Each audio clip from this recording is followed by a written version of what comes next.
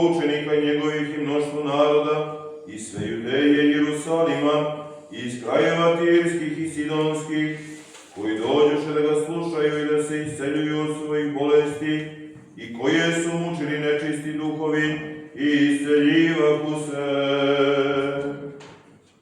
I sav narod tražaše da ga se dotakne, jer iz njega izlažaše sila i isceljivaše ih sve. I on, podigavši oči svoje na učenike svoje, govoraše: Blaženi siromašni, jer je vaše carstvo Božije. Blaženi koji ste gladni sada, jer ćete se nasititi. Blaženi koji plačete sada, jer ćete se nasmejati.